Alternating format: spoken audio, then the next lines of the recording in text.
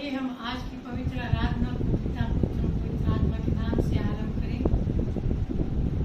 मैं धीरज से यहोवा की बाट जोहता रहा और उसने मेरी ओर झुककर मेरी दुहाई सुनी। उसने मुझे सत्यानाश के गड्ढे और दलदल की कीच में से उबारा और मुझको चट्टान पर खड़ा करके मेरे पैरों को दृढ़ किया है। उसने मुझे एक नया गीत सिखाया जो हमारे परमेश्वर की स्तुति का है। बहुतेरे यह देख कर डरेंगे और यहोवा पर भरोसा रखेंगे।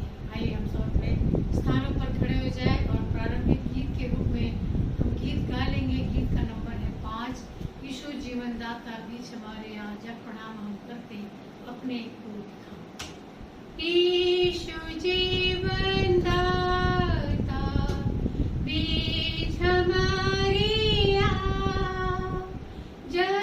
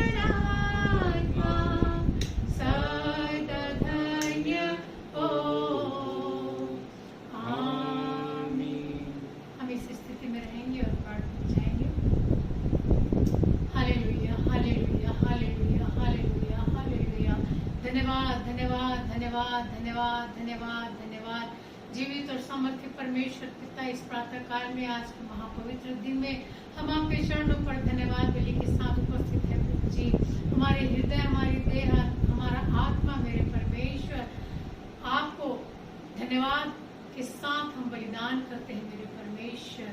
और निरंतर हमारे मुख से केवल और केवल अपने जीवित परमेश्वर प्रभु यीशु ख्रिस्ट और पवित्र आत्मा के लिए धन्यवाद ही होता रहे, यही हम प्रार्थना करते हैं प्रभु जी।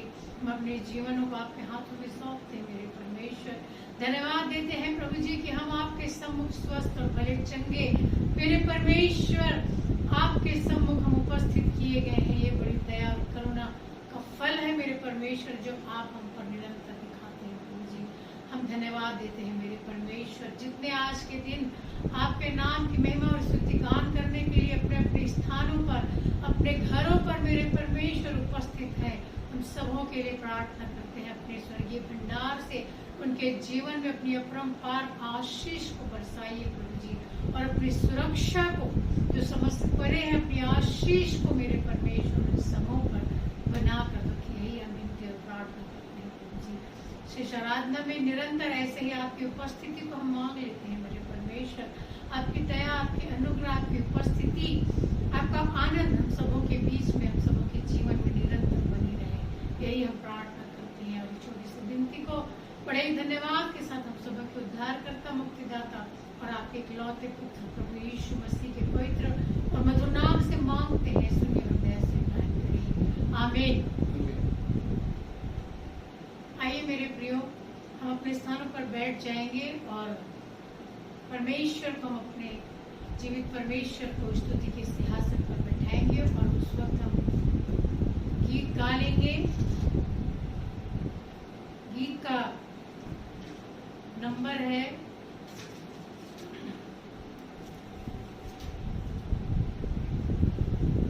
591। जो क्रूस पे कुर्बा है वो मेरा मसीहा है। नहीं, हम 592 गीत गा लेंगे। हम 591 लास्ट वीक गाए थे, इसलिए हम 592 आओ जग के लोग सभी यीशु राजा बुलाता है, हम इस गीत को बड़े ऊंचे स्वर में गा लेंगे।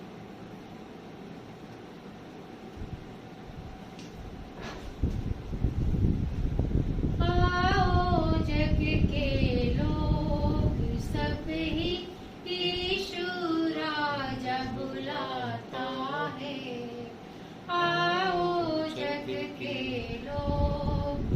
सब ही यीशु राजा बुलाता है। जग में जिसका स्थान नहीं, जग में जिसका मान नहीं है, जग में जिसका स्थान नहीं है, जग में जिसका मान नहीं है। राज तुम्हें देने के लिए, राज तुम्हें देने के लिए यीशु राजा बुलाता है।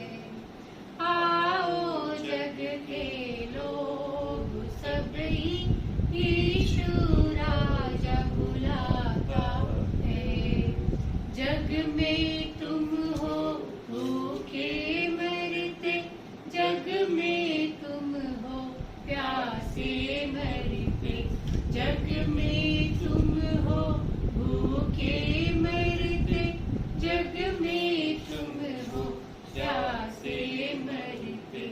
भोजन जल अब मुफ्त में देने, भोजन जल अब मुफ्त में देने यीशु राजा बुलाता है। आओ जग के लोग सब ही यीशु राजा बुलाता है। सिर पर कांटों का ताज निशानी, छाप है उसकी बहती पसीनी। सिर पर कांटों का ताज निशानी, छाप है उसकी बहती पसीनी। छीने हाथ पसारे हुए, छीने हाथ पसारे हुए यीशु राजा बुलाता है। आओ जग के लोग सब ही यीशु राजा बुलाता है। आओ भाइयों, आओ बहनों, आओ उसको परखो देखो। आओ भाइयों, आओ बहनों, आओ उसको परखो देखो। सारा भार उठाने के लिए, सारा भार उठाने के लिए यीशु राजा बुलाता है। आओ जग के लोग सब ही यीशु राजा बुलाता है।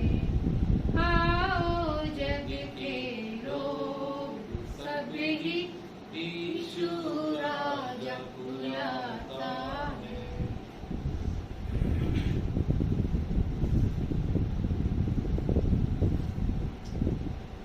आइए हम सब उत्तरवादी पाठ के लिए पवित्र शास्त्र में से निकाल लेंगे। पहला पत्रस, उसका 3 से लेकर अंतिम पद तक 25वें पद तक हम उत्तरवादी की रीति पर पढ़ लेंगे। पहला पत्रस का पहला अध्याय, उसके 3 से लेकर अंतिम। हमारे प्रभु यीशु मसीह के परमेश्वर और पिता का धन्यवाद हो, जिसने यीशु मसीह के मरे हुओं में से जी उठने के द्वारा अपनी बड़ी दया से हमें जीवित आशा के लिए नया जन्म दिया, अर्थात एक अविनाशी और निर्मल और अजन्म मिरास के लिए जो तुम्हारे लिए स्वर्ग में रखी है, जिनकी रक्षा परमेश्वर की सामर्थ्य से विश्वास के द्वारा उस उद्धार के लिए जो आने वाले समय में प्रकट होने वाली है की जाती है।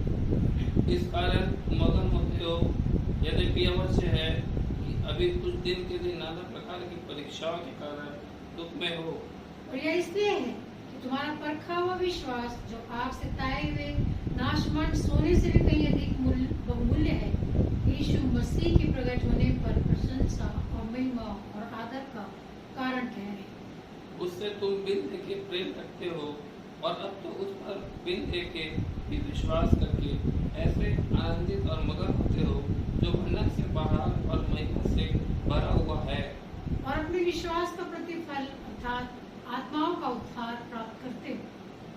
इसी उद्धार के विषय में उन भविष्यवक्ताओं ने बहुत खोजबीन और जांच पड़ताल की, जिन्होंने उस अनुग्रह के विषय में जो तुम पर होने को था भविष्यवाणी की थी। उन्होंने इस बात की खोज की कि मसीह का आत्मा जो उनमें था और पहले ही से मसीह के दुखों की और उसके बाद होने वाली महिमा की गवाही देता था, वो कौन से और कैसे समय की ओर संकेत करता था। उन पर यह प्रकट किया गया कि वे अपनी नहीं परंतु तुम्हारी सेवा के लिए ये बातें कहा करते थे, जिनका समाचार अब तुम्हें उनके द्वारा मिला, जिन्होंने पवित्र आत्मा के द्वारा जो स्वर्ग से भेजा गया तुम्हें सुसमाचार सुनाया, और इन बातों को स्वर्गदूत भी ध्यान से देखने की लालसा रखते हैं। इस कारण अपनी अपनी बुद्धि की कमर बांधकर और सचेत रहकर उस अनुग्रह की पूरी आशा रखो जो यीशु मसीह के प्रकट होने के समय तुम्हें मिलने वाला है। आज्ञाकारी बालकों के समान अपनी अज्ञानता के समय की पुरानी अभिलाषा के उद्देश्य न बनो, पर जैसा तुम्हारा बुलाने वाला पवित्र है वैसे ही तुम भी अपने सारे चाल चलन में पवित्र बनो, क्योंकि लिखा है पवित्र बनो क्योंकि मैं पवित्र हूँ। और जब भी तुम हे पिता कहकर उससे प्रार्थना करते हो जो बिना पक्षपात हर एक के काम के अनुसार न्याय करता है, तो अपने परदेशी होने का समय भय से बिताओ, क्योंकि तुम जानते हो कि तुम्हारा निकम्मा चाल चलन जो बाप दादों से चला आता है, उससे तुम्हारा छुटकारा चांदी सोने अर्थात नाशवान वस्तु पर नहीं हुआ, और निर्दोष और निष्कलंक मेमने अर्थात मसीह के बहुमूल्य लोहों के द्वारा हुआ। उसका ज्ञान तो जगत की उत्पत्ति के पहले ही से जाना गया था, और अब इस अंतिम युग में तुम्हारे लिए प्रकट हुआ। उसके द्वारा तुम उस परमेश्वर पर विश्वास करते हो जिसने उसे मरे हुओं में से जिलाया और महिमा दी, कि तुम्हारा विश्वास और आशा परमेश्वर पर हो। अतः जबकि तुमने भाईचारे की निष्कपट प्रीति के निमित्त सत्य के मानने से अपने मनों को पवित्र किया है, तन मन लगाकर एक दूसरे से अधिक प्रेम रखो, क्योंकि तुमने नाशमान नहीं पर अविनाशी बीज से परमेश्वर के जीवते और सदा ठहरने वाले वचन के द्वारा नया जन्म पाया है। 24 और 25 पद हम एक साथ पढ़ लेंगे। क्योंकि हर एक प्राणी घास के समान है और उसकी सारी शोभा घास के फूल के समान है। घास सूख जाती है और फूल झड़ जाता है, परंतु प्रभु का वचन युगानुयुग स्थिर रहता है। और यही सुसमाचार का वचन है जो तुम्हें सुनाया गया था। परमेश्वर इस पवित्र वचन के पढ़े और सुने जाने पर बहुतायत की आशीष देवे। आइए हम सब कलीसियाई प्रार्थना में जाएंगे। कोई विशेष प्रार्थना?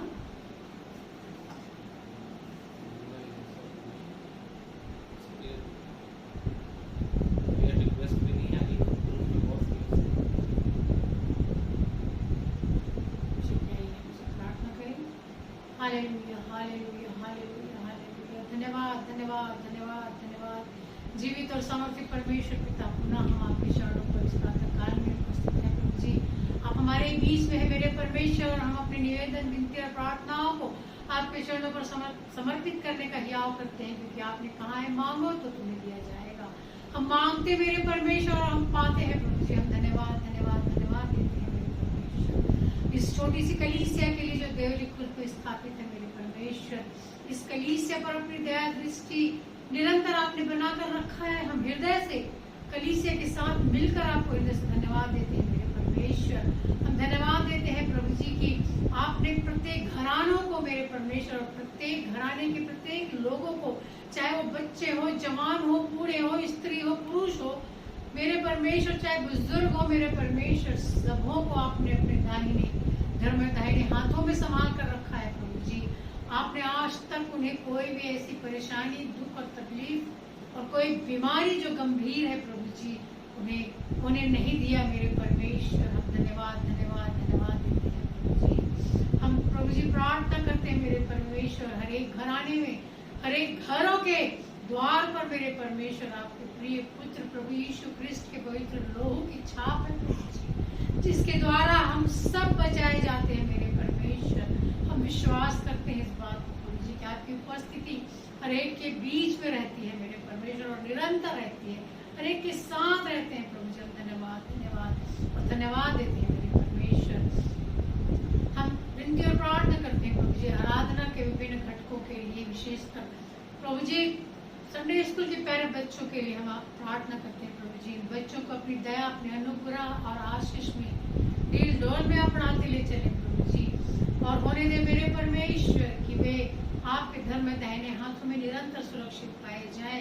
कोई भी संक्रमण, कोई भी वायरस मेरे परमेश्वर इन बच्चों को छू भी ना सके। जैसे आपने आज तक उन्हें संभाल कर रखा है, आगे भी आप संभाल कर रखेंगे। हम विश्वास करते हैं प्रभु जी, विश्वास की प्रार्थना हम आपसे करते हैं परमेश्वर। इन बच्चों को ज्ञान और बुद्धि से परिपूर्ण करिए प्रभु जी। विनती और प्रार्थना करती हूँ मेरे परमेश्वर जवानों के लिए प्रभु जी, ये जवान मेरे परमेश्वर इस समय आपकी ओर फिरे प्रभु जी। यदि मेरे परमेश्वर उनके जीवन में कोई अड़चन है, कोई परेशानी है, कोई दुख है, मेरे परमेश्वर वो आपके सम्मुख रखे प्रभु जी।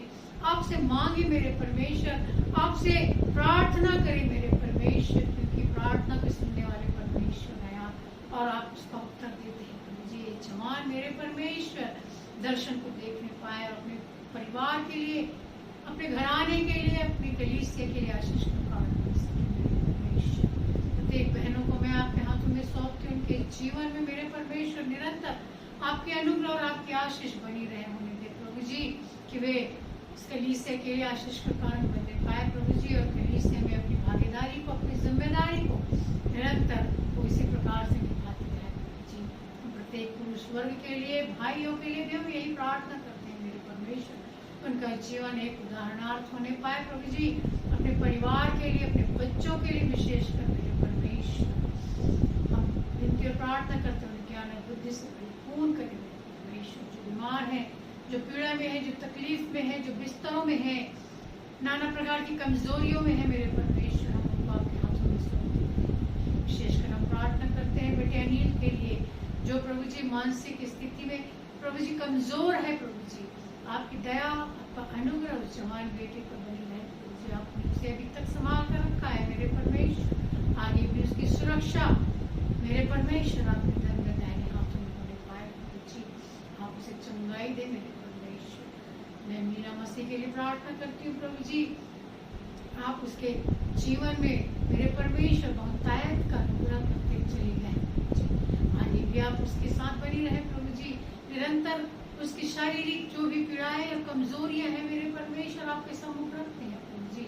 आप उनकी हर एक कमजोरियों को दूर करें, बल और अपनी सामर्थ से भरे मेरे परमेश्वर। छोटी प्यारी बेटी है, इसके लिए हम प्रार्थना करते हैं प्रभु जी। होने दे प्रभु जी, उसे भी आप संभाले रखें प्रभु जी। जो जो बढ़ती जाती है आपके अनुग्रह और आशीष में बढ़ती चली जाए मेरे परमेश्वर। निरंतर आपकी दया, आपका अनुग्रह उस छोटी सी बच्ची को बनी रहे मेरे परमेश्वर। प्रार्थना करती हूँ प्रभु जी, हमारी बेटी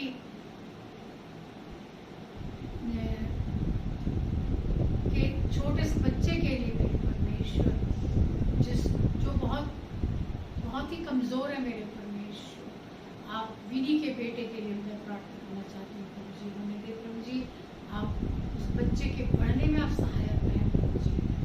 जो बढ़ता चला जाता है मेरे परमेश्वर, आपके अनुग्रह और आशीष में बढ़ता चला जाए मेरे परमेश्वर। दया करें मेरे परमेश्वर, सामर्थ से भरे प्रभु जी, बल और शक्ति से परिपूर्ण करें मेरे परमेश्वर, ज्ञान और बुद्धि से परिपूर्ण करें मेरे परमेश्वर। डील डोल में उस बालक को बढ़ाते हुए चले, हम ये प्रार्थना करते हैं प्रभु जी। वो जल्द से जल्द अच्छे से अच्छा और हेल्दी वेट को वो गेन कर सके मेरे परमेश्वर। हम प्रार्थना छोटे से बच्चे के लिए करते हैं, उस बालक के लिए करते हैं मेरे परमेश्वर। मैं विनती और प्रार्थना करती हूँ प्रभु जी, बहुत से हमारे प्रिय भाई बहन जो हॉस्पिटलाइज्ड है प्रभु जी, जो पीड़ा में है, जो कोरोना से पॉजिटिव है मेरे परमेश्वर। उस लाल परिवार के बेटे को हम प्रार्थना करते हैं जो मुंगेरी में है प्रभु जी, जो हॉस्पिटल में है मेरे परमेश्वर। बच्चे पर दया और अनुग्रह का हाथ रखे प्रभु जी, उसे चंगाई दे मेरे परमेश्वर। हमारा छोटा प्यारा बेटा रायपुर में प्रभु जी बाथरूम में फिसल कर गिर गया है प्रभु जी, सर में गंभीर चोट आई है मेरे परमेश्वर, और हाथ और पैर की हड्डियां फ्रैक्चर हो गई है मेरे परमेश्वर। जिनका कि ऑपरेशन होना है या हो गया है मेरे परमेश्वर, परंतु हम प्रार्थना करते हैं मेरे परमेश्वर, हर एक हड्डी जोड़ा जाए प्रभु जी, और वो बालक पूर्ण रूप से स्वस्थ होकर आपके नाम की महिमा उछलते और कूदते हुए करने पाए मेरे परमेश्वर। जो मस्तिष्क में, जो सिर में प्रभु जी चोट आई है वो प्रभु जी जल्द से जल्द वो क्लॉट जो है प्रभु जी वो दूर किया जाए, वो क्योर हो सके। प्रार्थना करते हैं प्रभु जी हमारी बहन प्रीता के लिए जिनका कि आज वर्षगांठ है, और प्रभु जी उनको आशीषों से भरपूर करिए प्रभु जी। उनके जीवन में आपकी आशीष निरंतर बनी रहे, और प्रभु जी निरंतर अपने जीवन में प्रभु जी प्रभु यीशु मसीह के नाम को लेकर आगे बढ़ते जाए, यही हम प्रार्थना करते हैं प्रभु जी। पुनः हम अपनी छोटी सी कलीसिया की आराधना के घंटों का आपके हाथों में सौंपते हैं मेरे परमेश्वर।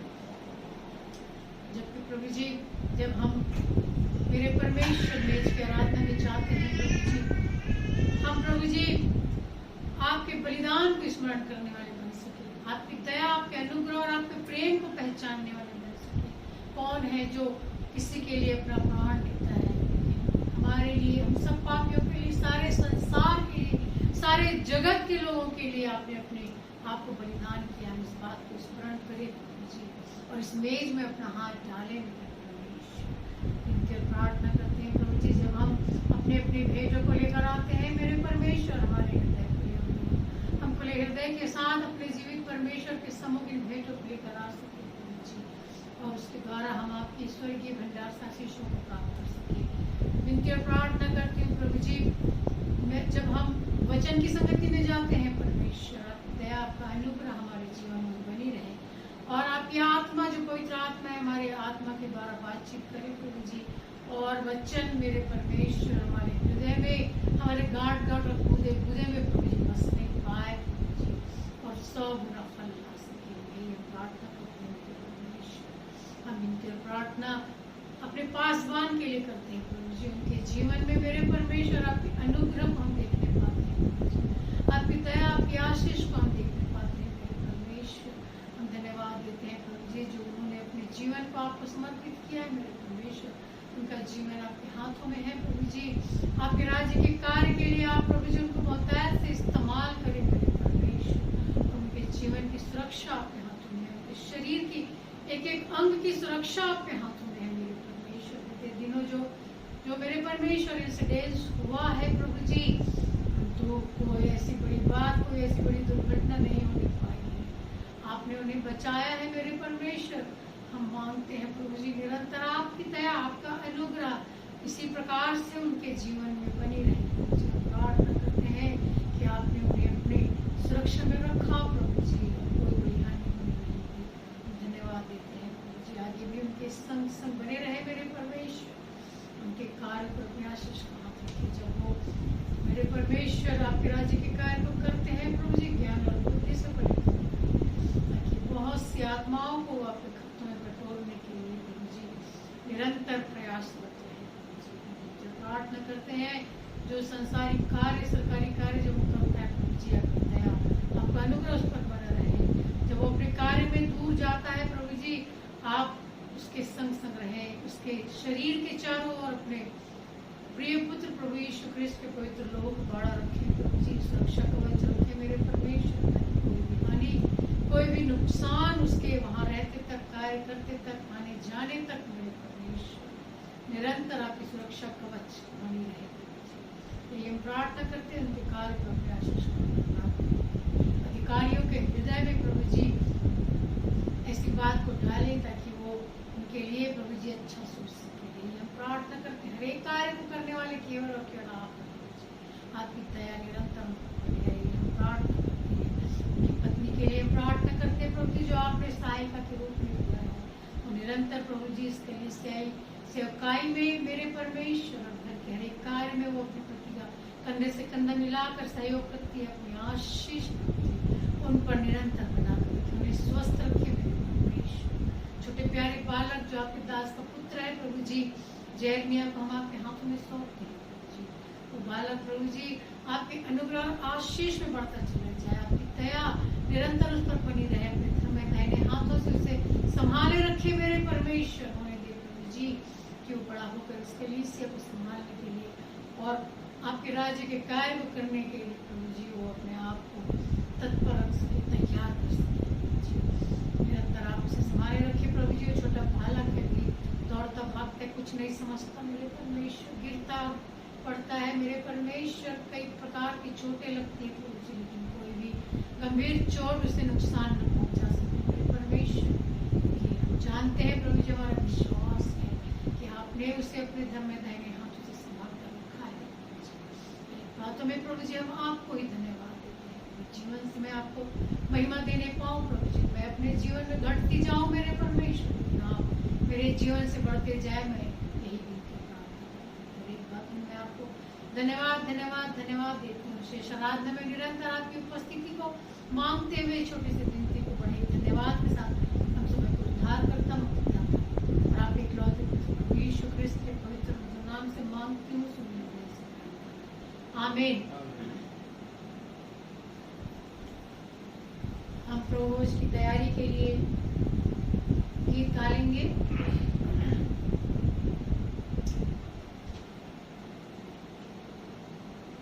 596 नंबर का गीत हम गाएंगे।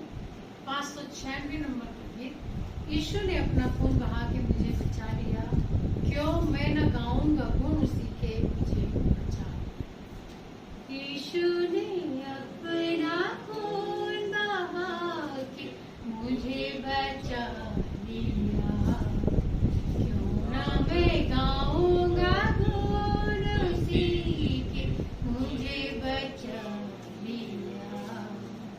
यीशु ने अपना खून बहा के मुझे बचा लिया, क्यों न मैं गाऊंगा गुण उसी के मुझे बचा लिया। मैं जब गुनाहों में पड़ा हुआ था, यीशु आ गया, उसके मारे जाने से मैं जीवन भी पा गया। मैं जब गुनाहों में पड़ा हुआ था, यीशु आ गया, उसके मारे जाने से मैं जीवन भी पा गया।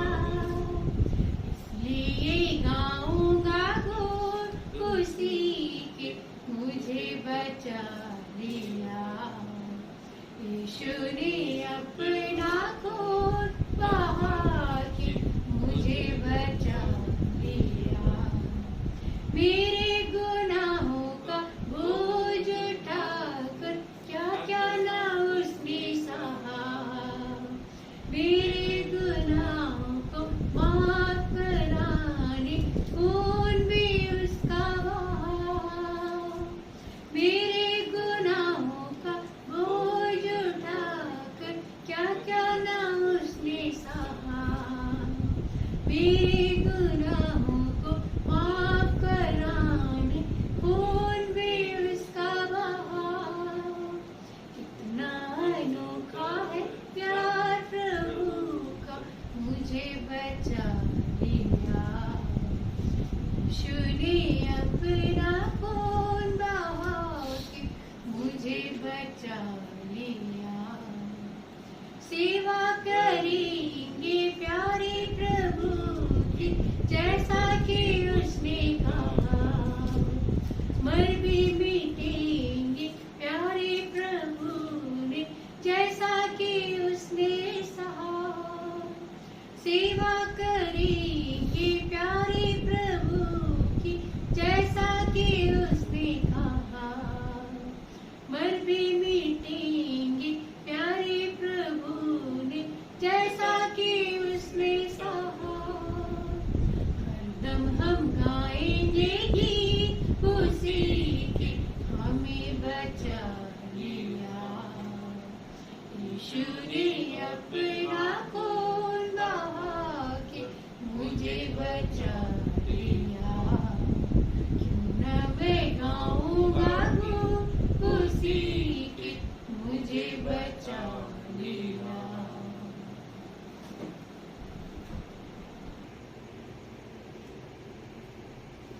आइए प्रियो, अब मैं इसकी बयारी की आराधना में शामिल हूँ।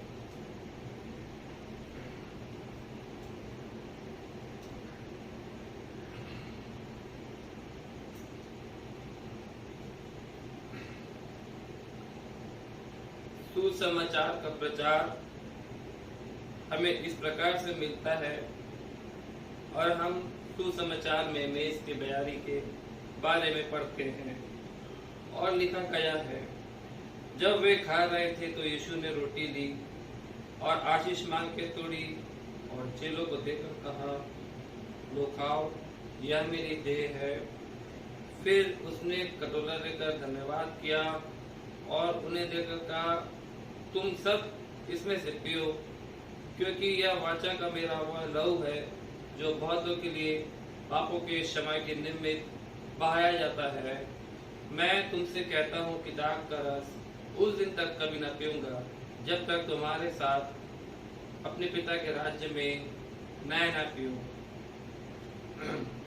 जहाँ प्रियो, प्रभु यीशु मसीह ने अपने 12 शिष्यों के साथ मिलकर इस मेज की तैयारी की, आराधना की, इसकी स्थापना की, ताकि प्रभु यीशु मसीह के स्वर्गारोहण होने के बाद, उनके जी उठने के बाद, उनके क्रूस की कुर्बानी के बाद मनुष्य जाति अपने पापों से बचने के लिए, अपने जीवन को नए रूप में लाने के लिए और अपने आप को प्रभु यीशु मसीह पिता परमेश्वर के समीप में लाने के लिए इस विधि को करें, इस मेज की तैयारी को वे माने, क्योंकि प्रभु यीशु मसीह ने अपने मृत्यु के पूर्व इस रोटी और इस दाखरस जो हमारे बीच में बिछाया गया है, अपनी देह और अपने लहू के रूप में समर्पित किया और कहा कि तुम जब भी इस मेज के तैयारी में शामिल होते हो तो तुम मेरी मृत्यु को स्मरण करते हो।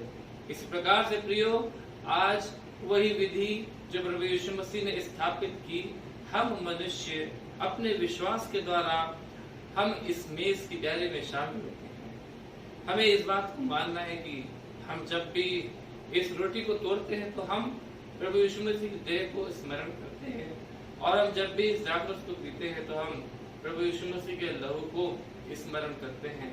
और इसी प्रकार से हम प्रभु यीशु मसीह के क्रूस पर कुर्बानी को, उनकी मृत्यु को स्मरण करते हैं और सिर्फ मृत्यु को नहीं, लेकिन प्रभु यीशु मसीह के मृतकों में से जो संसार में किसी ने नहीं किया, किसी के साथ नहीं हुआ, लेकिन हम प्रभु यीशु मसीह के जी उठने को, उनके पुनरुत्थान को हम स्मरण करते हैं और वह जीवित आशा जो प्रभु यीशु मसीह हमको देकर गए, हम उसके आने की बाट जोते हैं केवल और केवल इसी मेज की तैयारी के दौरान, इस आराधना को स्मरण करने के दौरान। आइए प्रियो, हम अपने जीवित पिता को प्रभु यीशु मसीह के नाम से हम प्रार्थना करें और आज के दिन का धन्यवाद दें, इस मेज की तैयारी के लिए धन्यवाद दें। आइए हम प्रार्थना में जाए। प्यारे खुदा पिता परमेश्वर, प्रभु यीशु मसीह के अद्भुत प्रिय सामर्थ्य नाम से आपके पास आते हैं, धन्यवाद देते हैं हर एक बातों के लिए जो कि आपने हमारे जीवन में आशीष के रूप में दिया।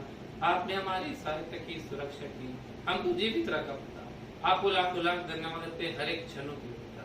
जबकि पिता हम विशेष धन्यवाद देते हैं इस मेज की तैयारी के लिए, जो कि आपने हमसे, हम मनुष्य से इस प्रकार से प्रेम करके अपने एकलौते पुत्र अर्थात प्रभु यीशु मसीह को संसार में भेजा, ताकि हम प्रभु यीशु मसीह के कुर्बानी के द्वारा उनके संसार में आके उनके उस कुर्बानी जो कि उन्होंने क्रूस पर दी, उसके द्वारा हम उद्धार को पा सके। सचमुच पिता, आपने अपनी देह को हमारे लिए क्रूस पर तोड़ा, अपने लोगों को बहाया और जिसके द्वारा हम आपके द्वारा स्थापित किए गए इस मेज की तैयारी में शामिल होते हैं। हम जब भी इस रोटी को तोड़ते, दाखरस को पीते हैं तो आपके उसी देह और लोग को स्मरण करते हैं और हम अपने विश्वास को प्रकट कर पाते हैं। प्रार्थना करते हैं प्रत्येक उन जगहों में जहाँ मेज की तैयारी बिछाई जाती है, जो हर एक जन अंगीकार करता है, जो हर एक जन अपने विश्वास में आगे बढ़ता है, प्रत्येक लोगों का पिता परमेश्वर आपकी आशीष अपनी अगुवाई दीजिए पिता। हम अपने आप को, हम सभी अपने आप को आपके हाथों में सौंपते हैं और आपकी आशीष चाहते हैं पिता। पूरी प्रार्थना को पूरे आदर के साथ हमारे उद्धार करता और आपके एकलौते पुत्र प्रभु यीशु मसीह की अद्भुत प्रिय समाधि नाम से मांगते हैं। इस प्रार्थना को सुनिए और पूर्ण कीजिए पिता। आमीन। प्रभु यीशु मसीह ने जिस रात वे पकड़वाए गए, उन्होंने रोटी ली और आशीष मांग के तोड़ी और अपने शिष्य को देते हुए कहा, तुम सब इसे खाओ, क्योंकि यह मेरी देह है।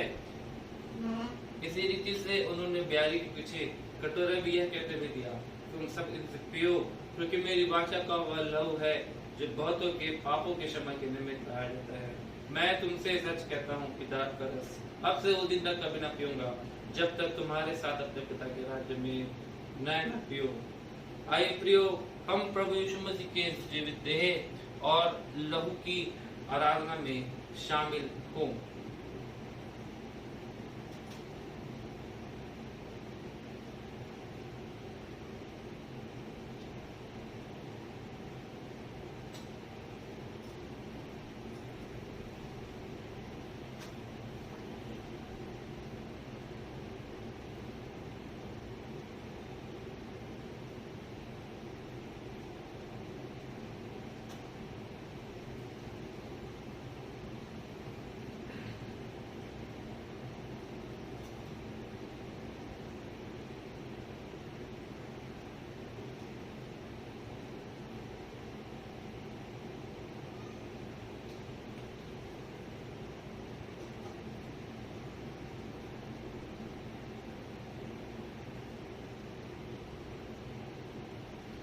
आइए प्रियो, हम इस पवित्र बयारी की आराधना के अंत में उस प्रार्थना को कर लेंगे जो प्रभु यीशु मसीह ने अपने शिष्य को सिखाई है। हे हमारे पिता, तू जो स्वर्ग में है, प्रणाम पवित्र माना जाए, तेरा राज्य आवे, तेरी इच्छा जैसे स्वर्ग में पूरी होती है वैसे इस पृथ्वी पर भी पूरी हो। हमारे में रोटी आज हमें दे, और जैसा हमने अपने अपराधों को क्षमा किया है, फिर तू भी मेरे अपराधों को क्षमा कर, परीक्षा में ना ला, बचा, क्योंकि राज, पराक्रम और महिमा सदा तेरी ही है। आमीन। आइए हम सब अपनी अपनी भेंटों को अपने जीवित परमेश्वर के सम्मुख लेकर आए और उस वक्त हम गीत गाएंगे 617 उपकार की भेंटे, उसका पहला पद। उपकार की भेंटे अपनी, उपकार की भेंटे अपनी प्रभु को चढ़ाना है, प्रभु को चढ़ाना है, प्रभु को चढ़ाना है। जो भी हमारा प्रभु का सारा, जो भी हमारा प्रभु का सारा, जिसका उसको देना है, जिसका उसको देना है। भंडारी हमें प्रभु के जग में, भंडारी हमें प्रभु के जग में 10वां ही लौटाना है, 10वां ही लौटाना है, प्रभु को चढ़ाना है। आइए हम इन भेंटों के लिए प्रार्थना करें। Hallelujah, hallelujah, hallelujah. धन्यवाद, धन्यवाद, धन्यवाद, धन्यवाद, धन्यवाद, धन्यवाद। जीवित और सामर्थ्य परमेश्वर, पुनः हम प्रार्थना के माध्यम से आपके चरणों पर हैं प्रभु जी। आपको धन्यवाद देते हैं मेरे परमेश्वर, क्योंकि आप धन्यवाद के योग्य हैं प्रभु जी। और हमारे पास आपको देने के लिए कुछ नहीं है मेरे परमेश्वर, केवल और केवल अपने हृदय की गहराई से हम अपने जीवित परमेश्वर को, प्रभु यीशु ख्रिस्ट को और पवित्र आत्मा को हम केवल धन्यवाद दे सकते हैं मेरे परमेश्वर। हम अपने धन्यवाद बलि को आपके चरणों पर समर्पित करते हैं, आप ग्रहण करें मेरे परमेश्वर। और जो कुछ भी हमने मुट्ठी बंद करके आपके सम्मुख लेकर आए हैं प्रभु जी, आप उसके द्वारा मेरे परमेश्वर उस पर अपनी आशीष का हाथ रखे और उसके द्वारा मेरे परमेश्वर आपके राज्य का कार्य आगे बढ़ता चला जाए। हर एक भले कामों में वो पैसे जो है, वो धन जो है, वो दान जो है, वो खर्च होना पाए प्रभु जी। हमने जो अपनी आवश्यकता की लिए रख छोड़ा है प्रभु जी, उसमें हमें कोई भी भली वस्तु की कमी घटी न होने पाए, परंतु बहुतायत की आशीष और आनंद को प्रभु यीशु मसीह में होकर हम महसूस करने पाए प्रभु जी। हर एक बातों में आपको धन्यवाद देते हैं। पुनः इन भेंटों को आपके हाथों में समर्पित करते हुए, हर एक के लिए हम आशीष को मांगते हुए, छोटी सी विनती को बड़े धन्यवाद के साथ हम सबों को उद्धार करता, मुक्तिदाता प्रभु यीशु ख्रिस्ट के पवित्र मधुर नाम से मांगते हैं, सुनिए और दया से ग्रहण करें। आमीन। नोटिस इस प्रकार से है, आराधना इसी प्रकार से होगी जैसे आप सब अभी तक लॉकडाउन के स्थिति में आप करते आ रहे हैं अपने अपने घरों में। जो समय लिखा हुआ है नोटिस में आपको दे दिया जाता है, बता दिया जाता है व्हाट्सएप के माध्यम से। आप उस वक्त अपने परिवार के साथ एकत्रित हो एक जगह और सब मिलकर परमेश्वर के नाम की महिमा और बड़ाई करें। मेज की आराधना अवश्य करें, मेज सजाएं और जो पुरुष वर्ग है, जो बपतिस्मा पाए हुए हैं, जो प्राचीन है, जो भाई लोग हैं, वो इस मेज की आराधना में लीड करें, संचालित करें और प्रत्येक बपतिस्मा पाए हुए लोग इस मेज की आराधना में शामिल हों। विशेष नोटिस इस प्रकार से है बच्चों के लिए स्पेशली कि अभी जो थर्ड वेव आने वाला है वो हम सब जानते हैं कि किस प्रकार से बच्चों के लिए हानिकारक है। तो बहुत जल्दी प्रभावित होंगे। बच्चों को बचा कर रखें, बाहर न जाने दें, किसी से मिलने न दें। हर एक बातों में अपने बच्चों को ख्याल रखें और आप सब भी अपना ख्याल रखें। सैनिटाइजर का इस्तेमाल ऐसे ही अभी तक जैसा आप लोगों ने करते आए हैं ऐसे ही करते रहें। और जो बाहर जाते हैं वो भी इस बात का एहतियात रखें, मास्क लगा कर जाए और सैनिटाइज अपने आप को करते रहें। इस बात का ध्यान रखें कोई भी संक्रमण, कोई भी बीमारी को अपने घर तक ना आने दें। इसका ख्याल बाहर निकलने वाले भाई और बहन इस बात का ख्याल रखें क्योंकि घर में बच्चे हैं, बुजुर्ग हैं, इसलिए हमें इस बात का ध्यान रखें।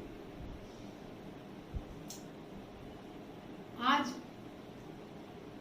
मेरे और आपके जीवन के और आत्मा के उत्थान के लिए परमेश्वर ने जो वचन आज मुझे दिया है और मुझे बार बार इंसिस्ट किया परमेश्वर ने कि मैं इस बारे में आपसे बातचीत करूं। जो वचन हमें बताता है और हम सब जान रहे हैं और देख रहे हैं कि किस प्रकार से स्थिति बहुत खराब है, बहुत विपरीत परिस्थितियां हैं और ये बढ़ता ही जा रहा है। 2 साल से तो हम इसका सामना कर ही रहे हैं और न जाने कितने वर्षों तक हम इसका सामना करेंगे। परंतु हमारे जीवन में केवल एक ही उद्देश्य होना चाहिए कि हम हर एक कार्य जब हम करते हैं तो हमारे जीवन में परमेश्वर का भय हो। यदि हम परमेश्वर के भय में होकर चलेंगे तो हमारी सुरक्षा परमेश्वर के हाथों में, परमेश्वर के हाथों में, वो हमें कुछ नहीं होने देगा। हम इस बात पर विश्वास रखें और हम परमेश्वर के भय में चलें। इसलिए परमेश्वर के भय में चले मेरे प्रियो कि हमको बार बार परमेश्वर के वचन में सतर्क किया गया है, समझाया गया है, बताया गया है कि हमको परमेश्वर के भय में रहना है, परमेश्वर के भय में बने रहना है। इस बात को हम देखते हैं प्रकाशित वाक्य 14 और 6 में और 7 में क्या वहां पर वचन मुझे और आपको समझा रहा है और बता रहा है।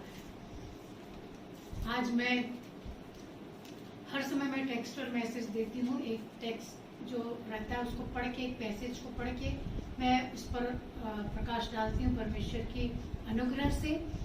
लेकिन आज मैं आपको टॉपिकल मैसेज देने जा रही हूँ एक टॉपिक पर जो जिसका शीर्षक है, टॉपिक है भय। और प्रकाशित वाक्य भय के विषय में मुझे और आपको क्या चिता रहा है, क्योंकि हम जानते हैं प्रकाशित वाक्य की बातें जो भविष्यवाणी है वो आज पूरी हो रही है हमारे बीच में। इसलिए मैं इस ओर आपका आकर्षण चाहती हूँ, आपको आकर्षित करना चाहती हूँ, आपका ध्यान इस ओर खींचना चाहती हूँ कि प्रकाशित वाक्य 14, 6 और 7 में मुझे और आपको क्या समझाया जा रहा है, क्या बताया जा रहा है। 6वां पद लिखा हुआ है, फिर मैंने एक और स्वर्ग दूत को आकाश के बीच उड़ते हुए देखा। ये कौन कह रहा है? यूहन्ना कह रहा है, जो उस टापू पर है और जो भारी नींद में पड़ा हुआ है, जो भारी नींद में पड़ा हुआ है और वहां पर एक पत्थर लेकर वहां पर वो सो गया। और जब वो सो गया, उस पत्थर को, उसका एक बहुत बड़ा महत्व है, बहुत बड़ा मैसेज है मेरे उस पत्थर का, लेकिन मैं उसको फिर कभी बताऊंगी आपको। लेकिन आज मैं आपको बताना चाहती हूँ कि जब उस पत्थर पर वो सर रखकर यूहन्ना जब सोता है उस टापू पर, तो वो एक दर्शन को देखता है और एक दर्शन को देखते हुए वो इस बात को यहाँ पर बता रहा है कि मैंने एक और स्वर्गदूत को आकाश के बीच में उड़ते हुए देखा, जिसके पास, उस स्वर्गदूत के पास पृथ्वी पर के रहने वालों जैसे मैं और आप आप सब मेरे प्रियो, चाहे कोई भी जाति, कोई भी धर्म, कोई भी व्यवसाय, कोई भी प्रकार के लोग हैं, आप मनुष्य हैं, लिखा है जिसके पास पृथ्वी पर के रहने वालों की हर एक जाति, मैं नहीं कह रही, पवित्र शास्त्र में लिखा हुआ है, हर एक जाति और कुल और भाषा और लोगों को, जितने लोग हैं उनको सुनाने के लिए सनातन सुसमाचार था उस स्वर्गदूत के हाथ में। हर एक लोगों को, हर एक, कोई एक मसीह या क्रिश्चियन या ऐसे जो बपतिस्मा पाए हुए लोग, उनके लिए नहीं है, हर एक के लिए, हर एक कुल, हर एक जाति, हर एक भाषा के लोगों के लिए। और वो सुसमाचार क्या था, वो शब्द क्या थे जो उसे लोगों को बताना था, हर एक जाति, कुल और भाषा के लोगों को बताना था। उस दूत के पास वो शब्द क्या थे, उसने बड़े शब्द से कहा, 7वें पद में लिखा हुआ है कि परमेश्वर से डरो। क्या लिखा है उसमें? जो बाइबल जिनके पास है वे निकाल कर पढ़ ले मेरे प्रियो। यूहन्ना प्रकाशित वाक्य की पुस्तक, उसका 14 अध्याय, उसका 6वां और 7वां पद। 7वें पद में लिखा है, उसने बड़े शब्द से कहा, परमेश्वर से डरो और उसकी महिमा करो। परमेश्वर से डरो, उसका भय खाओ और उसकी महिमा करो। क्यों डरे, क्यों महिमा करे? क्योंकि उसके, आगे लिखा है, क्योंकि उसके न्याय करने का समय आ पहुंचा है। आ पहुंचा है, वरन द्वार ही पर है। वो द्वार पर खड़ा वो खटखटाता है मेरे प्रियो, वो न्याय करने आ ही पहुंचा है, लिखता है यूहन्ना। उस दर्शन में वो देख रहा है, वो दूत कह रहा है कि परमेश्वर से डरो और उसकी महिमा करो, क्योंकि उसके न्याय करने का समय जो है वो आ पहुंचा है। और उसका भजन करो। क्यों? क्योंकि जिसने स्वर्ग और पृथ्वी और समुद्र और जल के सोते बनाए, उससे डरो और उसका भजन और स्तुति गान करो, क्योंकि उसके न्याय करने का समय आ चुका है, क्योंकि उसी ने मुझे और आपको बनाया है, सिरजा है मेरे प्रिय। दर्शन यूहन्ना ने पद्मोस टापू पर देखा उन दिनों के लोगों के लिए, लेकिन आज मेरे और आपके लिए प्रकाशित वाक्य की पुस्तक के माध्यम से प्रकाशित किया जा रहा है। केवल ये पवित्र शास्त्र जो मेरे और आपके सम्मुख रखा हुआ है, ये अलमारी पर रखने के लिए नहीं, इसको पढ़िए मेरे। ये वचन है, परमेश्वर है, इसको पढ़िए। ये आपको सिखाएगा, समझाएगा, बताएगा कि आपको करना क्या है। सब कहते हैं, वो धनवान मनुष्य कहता है, उद्धार पाने के लिए मैं क्या करूं?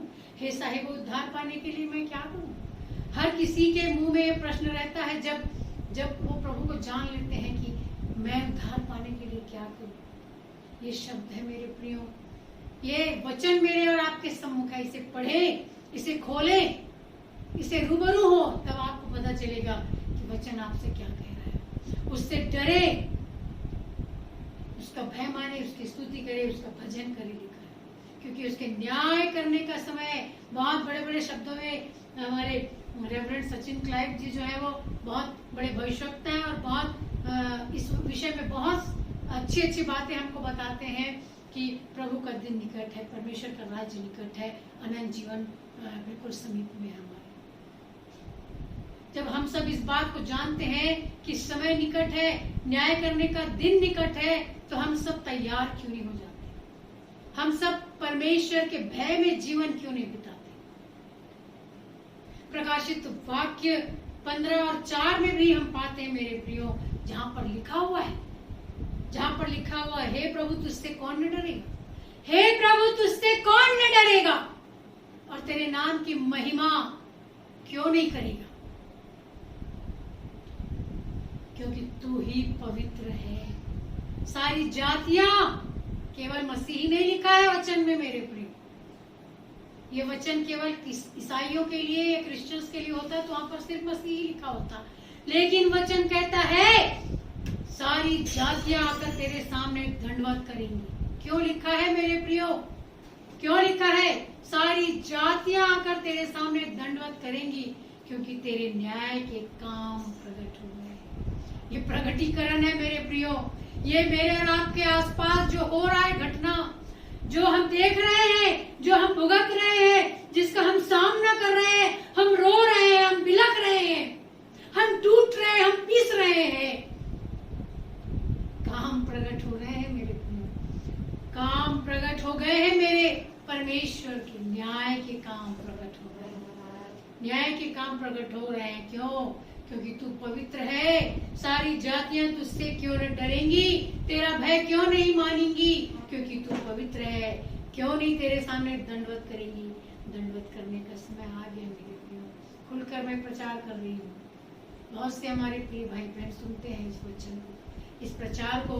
मैं अपनी मर्जी से कुछ नहीं कह रही हूँ। वचन, पवित्र शास्त्र, जिसको हम धर्म पुस्तक के नाम से जानते हैं, और हम मसीही, और जो इस वचन को जानते और पढ़ते और सुनते और समझते हैं, वो इस बात को जानते हैं कि ये केवल वचन ही नहीं, परंतु स्वयं परमेश्वर है, जिसका कोई रूप नहीं, जिसका कोई आकार नहीं, जिसे किसी ने नहीं देखा है। ये है, इसे आप पढ़ लीजिए, आप परमेश्वर से साक्षात हो जाएंगे, आप परमेश्वर को आमने सामने देख लेंगे मेरे प्रियो। ये स्वयं परमेश्वर, स्वयं परमेश्वर है। इसलिए सारी जाति के लोग तेरे सामने दंडवत करेंगे, क्योंकि तेरे न्याय के काम केवल मसीही लोग नहीं मर रहे हैं, केवल मसीही लोग नहीं भुगत रहे हैं, सारी जातियों के लोग परमेश्वर के न्याय के काम को देख रहे हैं। लूका की इंजील में, लूका की पुस्तक में, लूका हमें चिताता है और बताता है कि हमें किससे डरना चाहिए, हमें किससे डरना चाहिए। हम किससे डरते हैं आज? हम मनुष्य किससे डरते हैं? मनुष्यों से। एक तलवार लेकर, बंदूक लेकर, हथियार लेकर हमारे सम्मुख आ जाएगा, हम उसके सामने हाथ जोड़ लेंगे। नहीं नहीं, मैं प्रभु यीशु मसीह को नहीं जानता।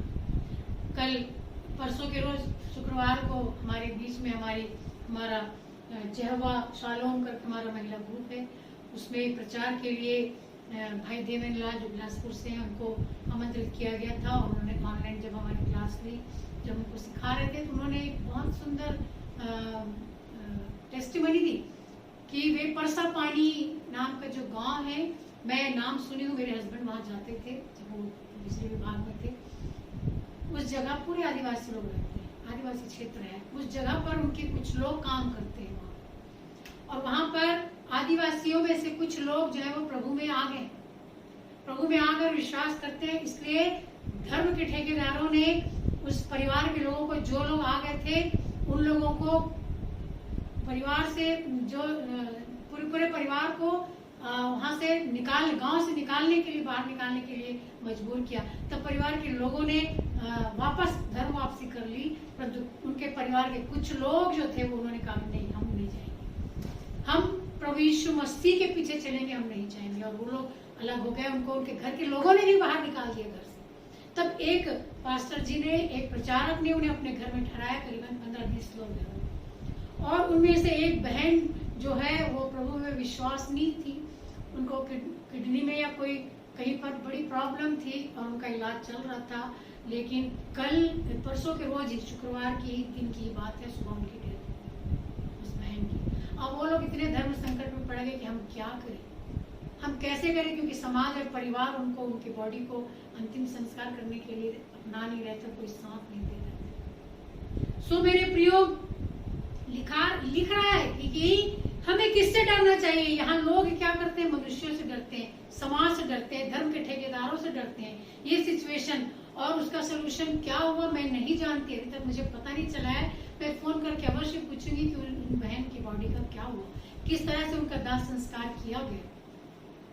मेरे प्रियो, हमको निडर बनना है, हमको डरना है। तो किससे डरना है?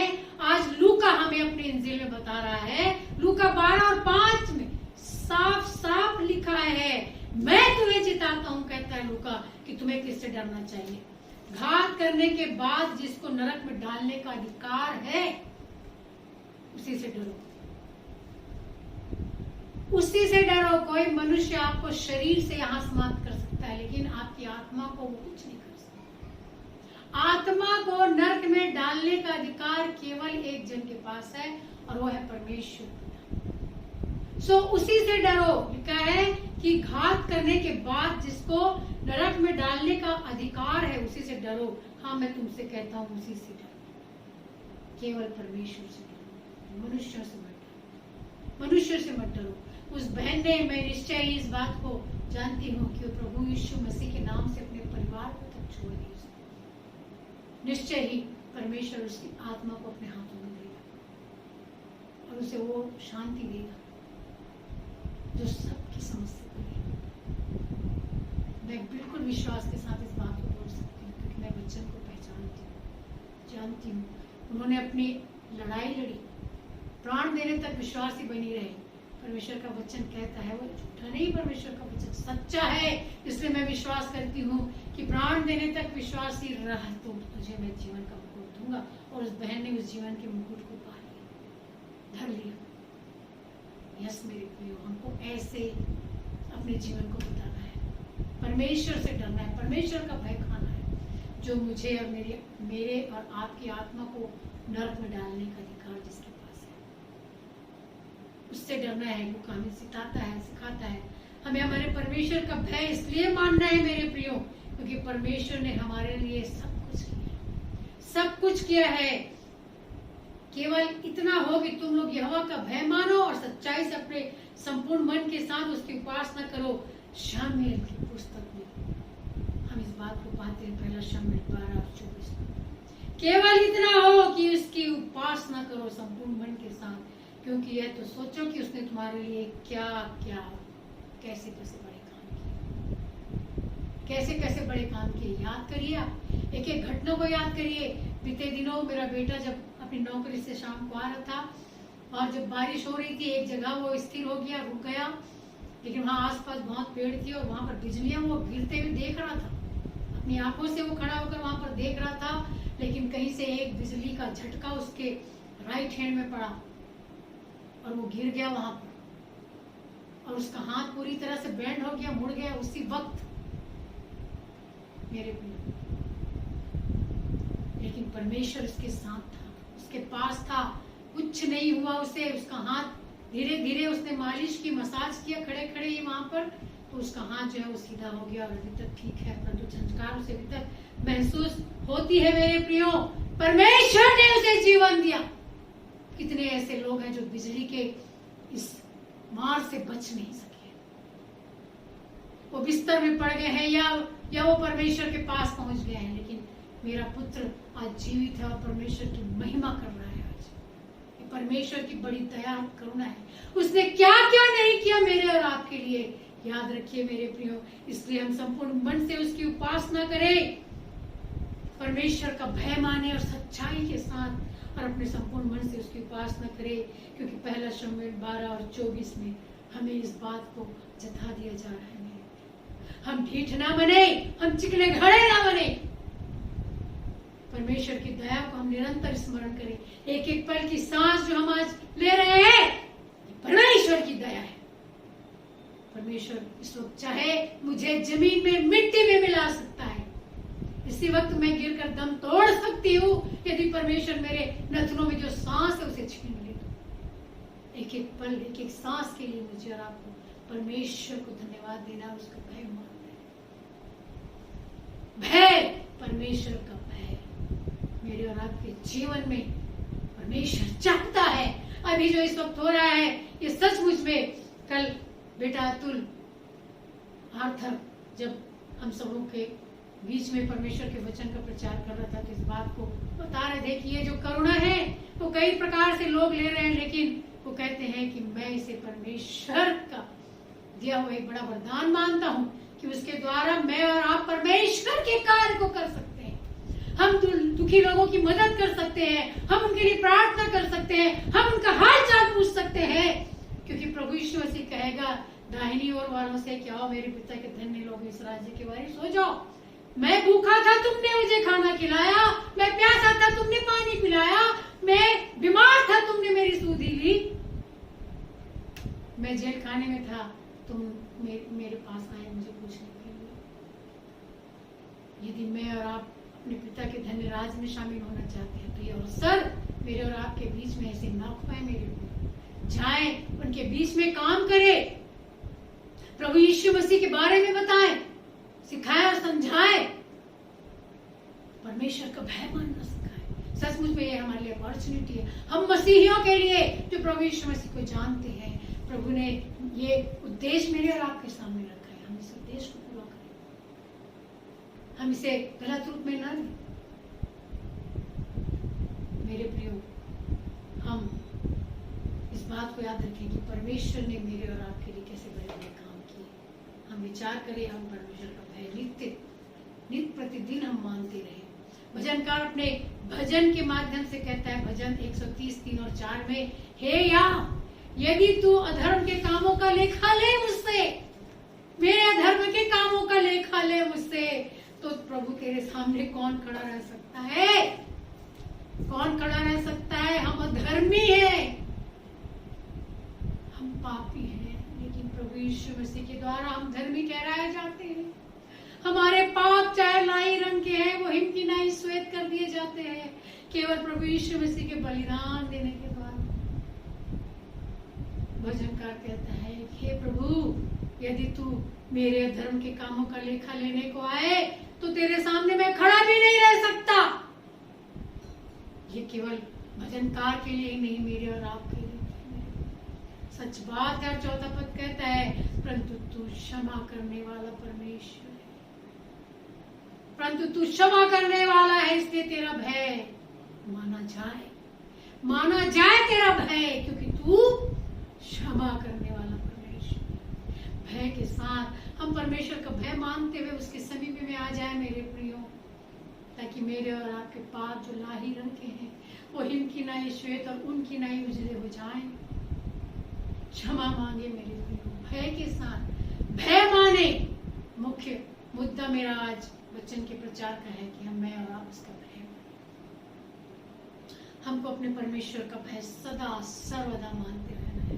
जैसे यहोशू इस्राएलियों से कह रहा है, यहोशू 4 उसके 23 और 24 में, क्योंकि जैसे तुम्हारे परमेश्वर यहोवा ने लाल समुद्र को हमारे पार हो जाने तक हमारे सामने से हटा कर रखा, सुखा कर रखा, वैसे ही उसने यरदन का भी जल तुम्हारे पार हो जाने तक सुखा कर रखा। इसलिए कि पृथ्वी के सब, ये क्यों हुआ मेरे को? इसलिए कि पूरी पृथ्वी के, पूरे देश के राजा, पूरे लोग, ये पूरे संसार में क्यों फैला हुआ है ये करोना? ताकि सब जान जाए कि केवल एक ही एक परमेश्वर है। यहोशू इस बात को बता रहा है कि पृथ्वी के सब देशों के लोग जान ले कि यहोवा का हाथ कैसा बलवंत है, यहोवा का हाथ कैसा बलवंत है, उसकी भुजा में कितनी ताकत है। और तुम सर्वदा अपने परमेश्वर यहोवा का भय मानते हो, यहोशू कहता है। ये सब इसलिए हो रहा है क्योंकि लोग जाने कि परमेश्वर का हाथ कितना बलवंत है। ऐसा है हमारा परमेश्वर मेरे प्रियो, जो हमारे लिए सब कुछ करता है। तो हम क्यों ना भय में चले, क्यों ना भय में चले मेरे प्रियो। ऐसा करके हम अपने परमेश्वर को प्रसन्न कर सकते हैं। कैसा करके? उसके भय में चलकर, उसके भय में रहकर, अपने जीवन को बिताकर हम परमेश्वर को प्रसन्न कर सकते हैं। इब्रानियों की पत्री जो अननोन व्यक्ति ने लिखी है, इब्रानियों 12 और 28 में लिखा है, इस कारण हम इस राज्य को पाकर जो हिलने का नहीं, लोग कहते हैं कि इसे भी पौलुस ने ही लिखा है, इस कारण हम इस राज्य को पाकर जो हिलने का नहीं, कृतज्ञ हो जो राज्य अनंत जीवन का राज्य जो मुझे और आपको मिलेगा। हम कृतज्ञ हो अपने परमेश्वर, कृतज्ञ माने कि प्रभु यीशु मसीह के द्वारा मुझे और आपको उस अनंत राज्य का वारिस बनाने के लिए वो मेरे और आपके सामने प्रतिज्ञाओं को रखा है। तो मैं और आप उसके भय में चले, हम कृतज्ञ क्यों ना हो और भक्ति और भय सहित परमेश्वर की ऐसी आराधना करें जिससे वो प्रसन्न हो जाए। हर कोई भेड़ चाल नहीं चल सकते ना, भेड़ चाल चल के एक भेड़ गया, वो सही चाल चल रहा है, प्रभु यीशु मसीह के पीछे चलने वाली भेड़ है, और उसके साथ साथ हम सोचेंगे जो उसके पीछे नहीं चलते हैं, जो पवित्र लोग हैं, जो गलत लोग हैं, जो परमेश्वर का भय नहीं मानते, जो परमेश्वर को ठट्ठा उड़ाते हैं, जो परमेश्वर के अस्तित्व को नहीं मानते और परमेश्वर को बुरा भला कहते हैं, परमेश्वर ने अच्छा नहीं किया हमारे साथ, वो भी सोचेंगे कि उस भेड़ के साथ साथ भेड़ चाल में हम लोग चल देंगे, भीड़ के साथ साथ हम भी घुस जाएंगे। नो मेरे प्रियो, गलत सोच है। परमेश्वर का वचन कहता है कि हम भक्ति और भय सहित परमेश्वर की ऐसी आराधना करें जिससे कि हम उसे प्रसन्न कर सके, हम उसे प्रसन्न कर सके। इसलिए भय के साथ पवित्रता को, हम भय के साथ अपनी पवित्रता को सिद्ध करने का प्रयास करें। दूसरा कुरिन्थियों 7:1 में लिखा है, हे प्रियो, जबकि ये प्रतिज्ञाएं हमें मिली है तो हम अपने आप को शरीर और आत्मा की सब मलिनता से शुद्ध करें और परमेश्वर का भय रखते हुए पवित्रता को सिद्ध करने का प्रयास करें। क्योंकि हम यहाँ परदेसी हैं मेरे प्रियो, ये हमारा स्थायी घर नहीं है। लोग धन दौलत बनाते, घर द्वार बनाते, सोना चांदी बनाते, बैंक बैलेंस रखते हैं, क्या लेकर जाते हैं उसे? जब जाते हैं तो मेरे प्रियो, एक सुंदर एक वचन मेरे पास आया था जिसमें कहता है, हम किसका घमंड करें? हम किसका घमंड करें? धन दौलत का, इस सुंदरता का, इस शरीर का?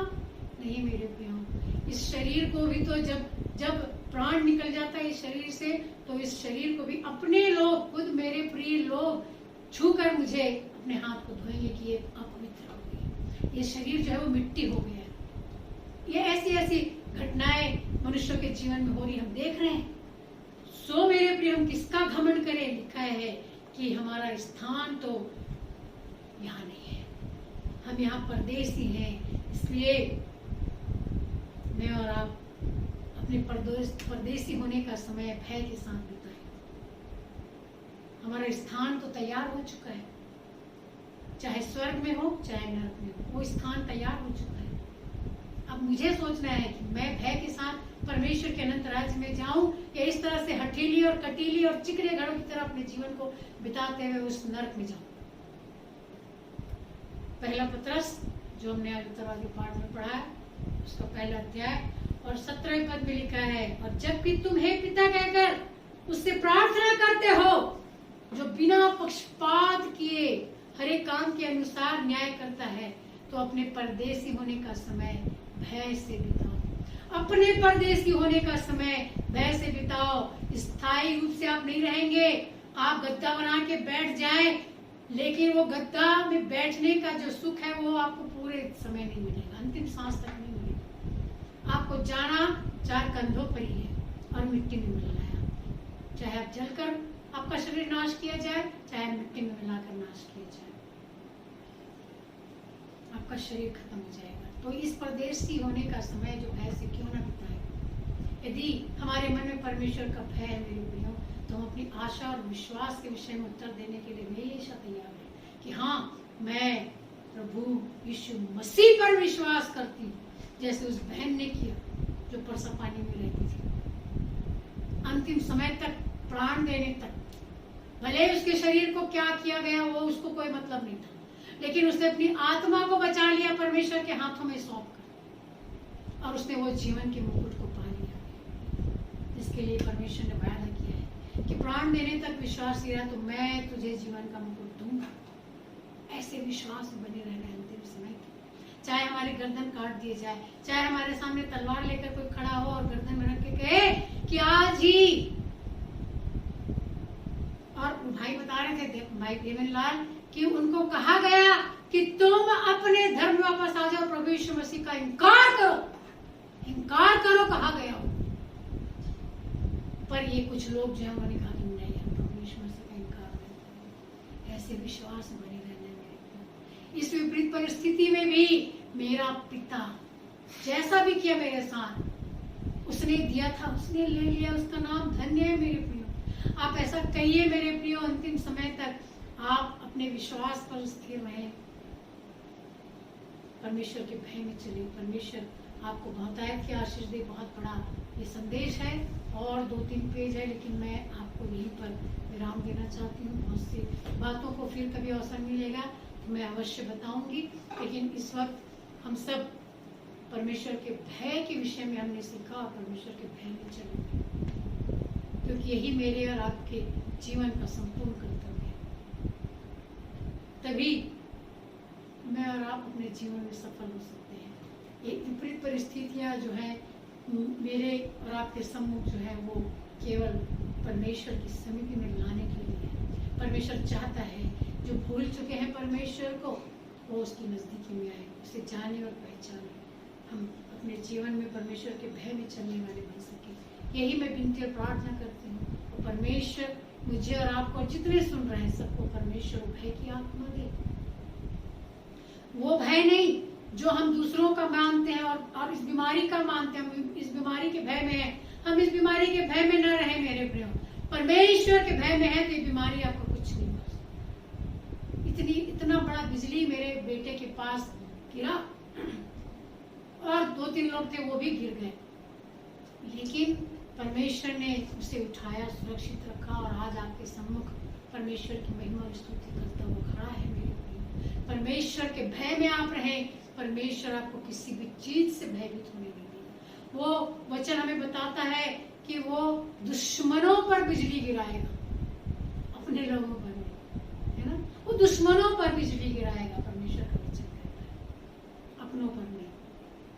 वो तो बता रहा है कि मैं उपस्थित हूँ तुम्हारे पास, मैं हूँ यहाँ पर, तुमको डरने की आवश्यकता नहीं। इसलिए हम परमेश्वर के भय में चले मेरे प्रियो, क्योंकि परमेश्वर चाहे तो चुटकी में मेरे और आपकी सांसों को छीन कर मुझे और आपको मिट्टी में मिला सकता है। इसलिए अंतिम समय है, ये युग का अंतिम समय है, हम इसलिए अपने जीवन में परमेश्वर के भय में चले। यही मैं प्रार्थना करती हूँ। परमेश्वर हम सबों को इन वचनों के माध्यम से हदायत की आशीष देवे। आइए हम सब अपने स्थानों पर खड़े हो जाए और मुझ में यीशु की शोभा दिखाई दे। गीत गाने के बाद पास्टर साहब की अंतिम आशीष की प्रार्थना से हम आज की आराधना को समाप्त करें।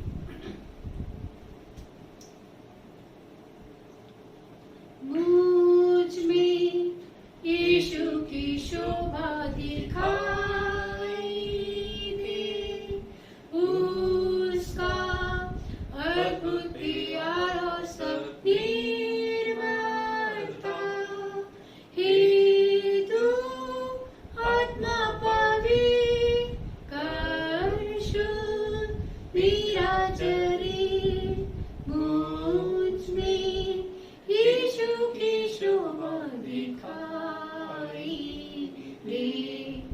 आमीन, आमीन। आइए प्रियो, हम अंतिम आशीष की प्रार्थना में जाएं। परमेश्वर पिता की सामर्थ्य सारी समझ से परे, प्रभु यीशु कृष्ण हमारे हृदय और हमारी सोच की रक्षा करे। और अब हमारे प्यारे पिता परमेश्वर का प्रेम, प्रभु यीशु कृष्ण का अनुग्रह और पवित्र आत्मा की संगति आज से लेकर उपस्थित प्रत्येक विश्वास विशेषकर देवरी पुरुष के छोटे से झुंड के साथ हमेशा और प्रभु यीशु मसीह के द्वितीय आगमन तक बनी रहे। आमीन, आमीन, आमीन। जय मसीह की।